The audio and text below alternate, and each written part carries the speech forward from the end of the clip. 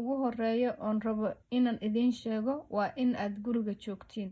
Dhalinyarada xanuunku waa ku dhici karaa, ha u malaynina inuusan ku dhici karin oo aad ku fikirtiin laga yaabaa xanuunka aniga hadduu igu dhaco waa ka kacaa, qof weyn ma ihi, laakiin qof kasta uu ku dhici karaa xanuunkan, ama ha yaraado ama ha weynaado, marka waa inaad iska ilaalisiin.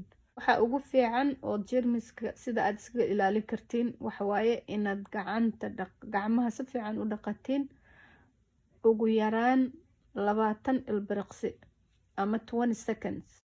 waxaa kaloon rabaa inaan idiin sheego time adag ayaa lagu jiraa, guryaha la wada fadhiyaa. tusaale ahaan waxaad ilmaha u sameyn kartiin waxaa kamid ah banaanka u bixi kartiin, hawada fiican isla soo qaadan kartiin, isla soo lugeyn kartiin, guriga ku soo noqon kartiin. waxaa kaloo ilmaha u sameyn kartiin inaad maaragtay waxa la kalar gareysiin oo qalimaan siisiin iyo warqado ay wax ku kalar gareeyaan, masawiro ku sameeyaan.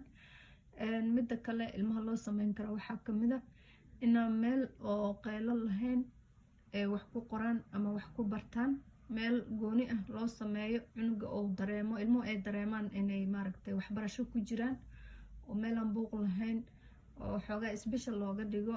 waxaa kaloon rabaa inaan idin xasuusiyo Scroon Organization, halkan ayaan idiin joognaa. haddaad su-aal qabtiin website-keenuna waa kana, taleefankeenuna waa kana.